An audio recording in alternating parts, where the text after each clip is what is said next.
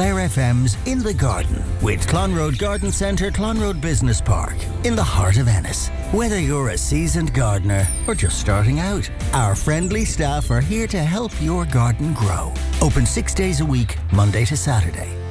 And it is time to bid a very good morning for the first time in the new year to Judy Beck from the Clonroad Garden Centre. Judy, how are you? Happy New Year.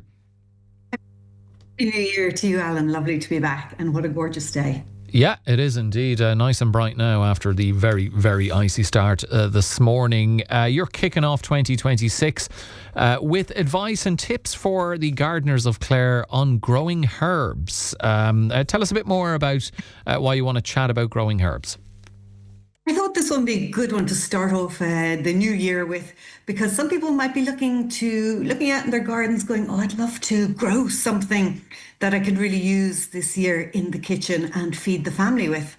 And one thing that's easy to grow, it's good for beginners, good for experienced gardeners, you can grow it in any size garden, is herbs.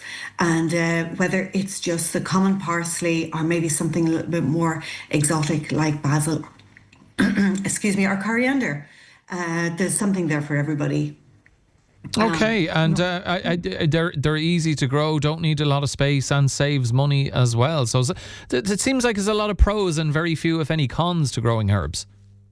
Well, that's it. And, probably not enough people really grow their own herbs, because it's not just the saving money, it's also the convenience of it. So, you're cooking up a dish, you say, oh, I'd love a bit of parsley to put on this. Oh, I have to go all the way to the supermarket and to buy parsley. Whereas if you can just step outside your back door and have it handy for the kitchen, there's no better feeling. So that is definitely, and I mean, one of the things that we probably don't talk about enough is how good gardening is for your physical and your mental health. Just getting out there into the fresh air, pottering around, and with so much bad news on the radio, it's just really grounds you, excuse the pun, and gets you out in, and just doing a little bit of physical work in the garden is nothing like it. I feel anyway, but maybe I'm biased. No, even regardless of whether you are, I think there's a strong point in that, getting out and just getting a bit of fresh air into you, even though I suppose at these early stages of 2026 it might be fresher than other stages of the year, but it's all beneficial. Sure. So look, when you talk about herbs, Judy, that's I suppose a fairly big umbrella. So talk to us about some of the herbs that would be good for people to grow and the benefits of those and why they would be beneficial. Sure. Well, the couple now that I'm talking about first would be what we'd consider Mediterranean herbs, such as rosemary. And rosemary loves a really free draining soil, really gritty, loves a nice sunny part of the garden. So you're talking about south facing or west facing part of the garden. And of course, you can grow rosemary in beds or in pots. And if you do have and we do tend to have a lot of damp, heavy clay soil in this part of the country, if that's the case, you're probably better off to grow them in pots. And as well, thyme would be another one like that. They would both be very similar conditions, really gritty soil, nice and sunny. Again, that Mediterranean, just think Mediterranean when you're thinking of those herbs, and try to recreate those conditions. Both as well have, both rosemary and thyme have the lovely flowers, very beneficial for insects. So it's a really good one for biodiversity in the garden. And of course, our gardens are a big haven of biodiversity. If we do a large range of different types of shrubs, perennials and herbs, really good for insects. So a little micro biodiversity area, regardless of your size of garden again. And of course, the other benefit with rosemary and thyme is that they don't need a lot of watering. So if you're going away on a week's holiday, 2 weeks holiday, you don't need to worry about them suffering. When you come back, they'll just be as good as when you left them.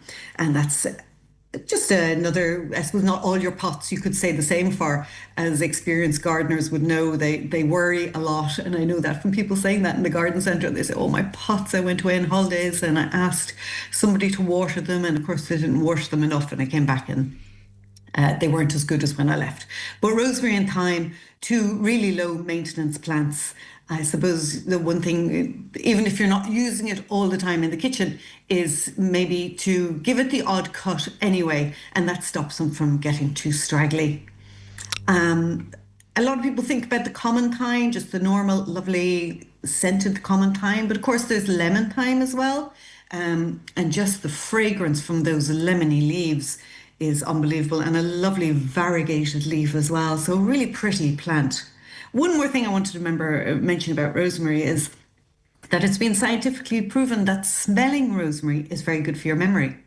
So if you find yourself forgetting things sometimes, it might be a good idea just to grow the rosemary, just to rub the leaves and smell it once a day. It's supposed to be actually really good for your memory. Well, I tell you what, they say every day is a school day, and that's the case today, because I did not know that. I'm going to be buying a bunch of rosemary, or growing it anyway.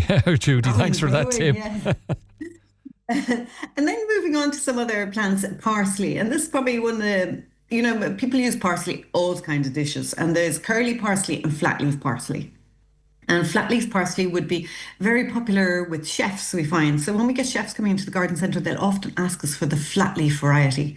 Even though traditionally, I suppose, curly parsley would have been more what people would use in the kitchen. But maybe people would like to try the flat leaf parsley for a change.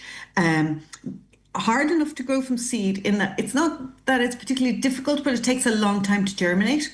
And sometimes people are growing it, and after a couple of weeks, they go, there is no sign of this parsley coming up. And they actually throw the treat of seeds away, whereas it can take up to 4 weeks, sometimes 5 weeks, for parsley to germinate. So just to keep that in mind, it does take a long time, but once it starts to peep up, after that, it's a good hardy plant. If you're patient, patience, I suppose, with parsley is the one thing to remember. Okay, very good. So that's rosemary, thyme and parsley. What about basil? What are the benefits, and how can you grow it to make sure, and pardon the pun, Judy, how can people grow it to make sure their basil isn't faulty? Like that one. Basil, lots of people come in looking for basil early in the year, and unfortunately in our climate, it doesn't really do well until well, if you're thinking about putting it outside, I certainly wouldn't put it outside till mid-June. It's a very tender plant, like coriander. They like similar conditions, actually. You can put it on your kitchen windowsill, but it can get a little bit leggy because it's looking for the light. It's looking for the sun. It's one of those, that people just love to eat with tomatoes. And you know what it's actually really good with as well is carrots. If you cook your carrots, put some butter on them and sprinkle basil over it, really good match. But I suppose it's more, people would use it more with Italian cooking and with pasta and with tomatoes. And it is gorgeous now, I have to say. I absolutely love basil myself. But it's tender, it's tricky enough. Great if you have a polytunnel or a glass house. If you don't, your only option really is the kitchen windowsill, and then putting it out really in the middle of summer. So that's probably, one maybe for the more experienced gardener, but I'd give it a go. And also the coriander as well. I mean, coriander, the smell of it just brings you away on holidays, doesn't it? That scent can transport you straight away. This doesn't smell like anything. Yeah, very, very true. One thing I do love is the smell of mint. Mint. Is that because you put it in your mojitos? Can you imagine? I put it in my wife's mojitos. Oh, there we go. I mean, can you imagine a mojito without mint? You have to have mint, don't you? But also for making tea. And mint is one of the most easy ones, but it does come with just a warning that it's rampant. It grows too easily. It does grow like a weed. You have to keep it in a pot. Do not put it in your garden. It will take over your garden, and I just don't know anybody who likes mint enough for that to happen. So grows very simply in a pot, and there's so many different varieties: Moroccan mint, peppermint, spearmint, common mint. And it's so easy just to pick a few leaves, crush them, put them into a cup, put hot water over it, and you have a really cheap cup of herbal tea that's also really healthy. But it is a bit of a thug, and just to keep that in mind. And lemon balm would be in the same family. So if you want to grow lemon balm, keep it. It's in the mint family. So just to be careful. Okay, that's good to know that. And lastly, chives. Yeah, sure. That's the last one we talked. Even though there's lots of other types of herbs and fennel, dill, but just to chives again for like potato salad. Can you imagine potato salad without chives? It's such a useful little herb to have, and gorgeous purple flowers actually as well that the insects love. But super easy to grow. It's in the onion family, so it's related to onions, garlic. It's the same family as all of those, and again, you can put it in a pot, you can put it in the ground, it comes back every year, you don't need to re-sow it every year. So lots of good things about chives, and one of my favourite ones to grow. Okay, brilliant stuff. Before we get on to the jobs for the week and the listeners' questions, Judy, any particular tips or bits of key advice for listeners before we do that? I suppose, yeah, a couple of last things. If you don't want to grow them from seed, if you don't have space on your windowsills or whatever to start seed off, or if you don't have a glass house, you can grow them from plants. And that would be I suppose, slightly easier way to do it. But absolutely no reason not to grow them from plants. Of course, if you do grow them from seed and you have too many, it's a lovely gift to give to people, a little plant of parsley. Don't know anybody who wouldn't appreciate that. So just remember you can share them around. And then as we were saying before, keep your herbs near your back door, near your kitchen door. That way, easy to run out. You won't forget about them. Pick a few to bring in when you're cooking, and really nice for getting in your 5 a day as well. It would count towards that. Okay, brilliant stuff. Yeah. Before we get to the listeners' questions, and there's many of them coming in, Judy, jobs for the week ahead? A few jobs. So I suppose just to keep in mind that your lawn is under stress at the moment. It's probably very wet. It's very cold, lots of icy. Try to avoid walking on the grass. That compacts the soil, and it will affect the condition of the soil.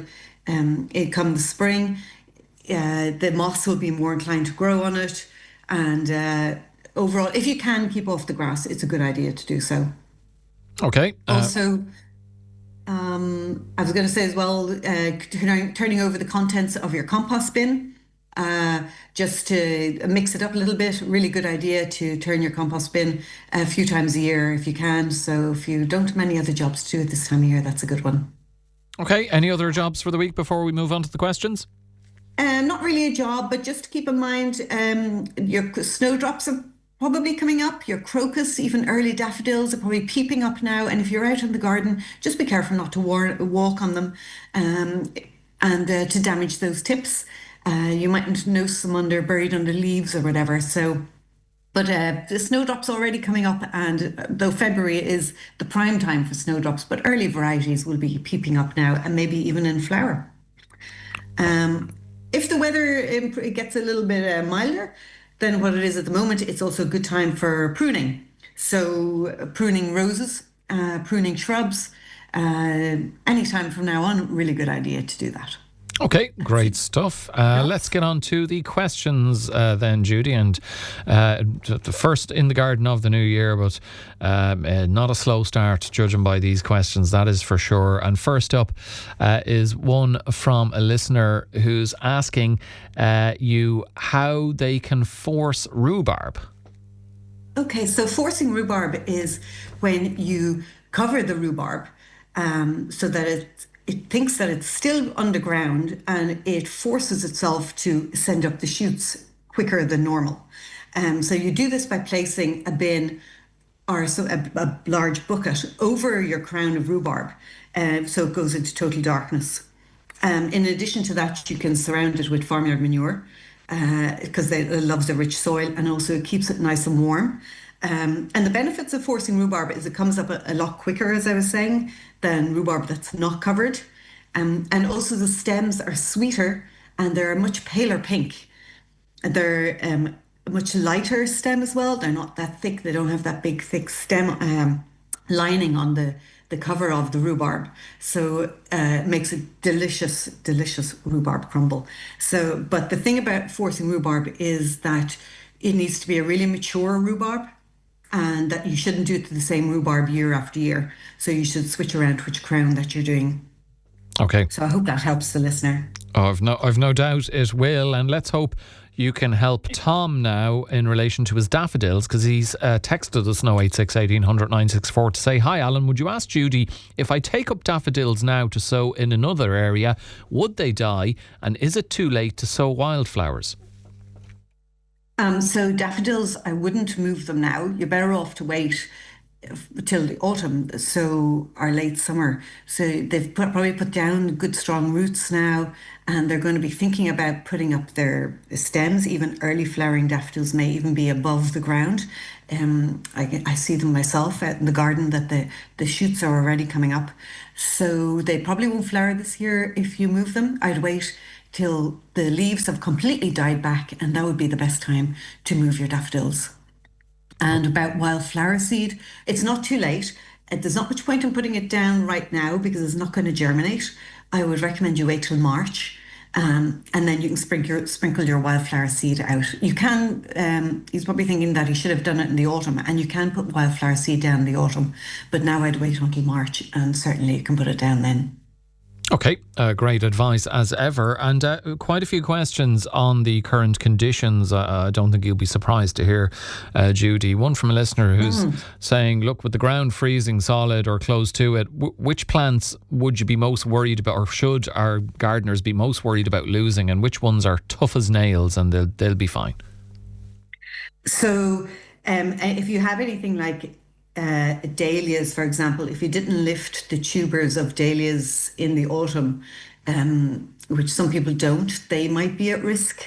Probably too late now to go digging them up, so I wouldn't do that. If you know where they are, you can cover the ground with a layer of straw, farmyard manure, bark, any kind of a mulch that will act like a duvet cover for your tender bulbs underground. Other things that could be at risk might be, for example, if you have any cordylines, also known as the cabbage palm. They'd probably be okay as long as this doesn't go on for too long. That's the problem. It's if it's short enough lived, they should be fine. And it's not terribly wet. It's when the ground is soaking wet and freezing cold, that's when you really get the big problems. But it has been dry for a few weeks now, so the ground isn't absolutely saturated. So for the regular plants we grow in the ground, I wouldn't be overly concerned. There are a number of plants that if it goes below -5, that will be in trouble.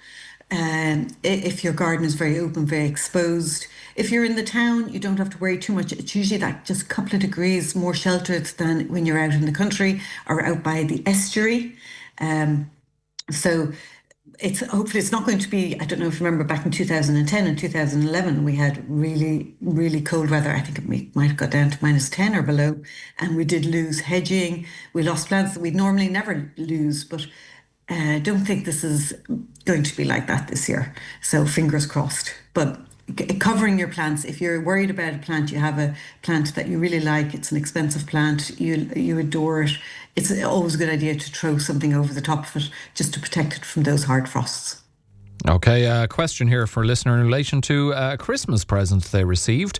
They were the lucky recipient of an orchid as a Christmas gift, and they're wondering how do you look after an orchid? Well, orchids look awfully exotic, but they're actually not the worst plant to look after. They tend to do their own thing, and to an extent, they thrive on neglect. So it's best not to over pamper it.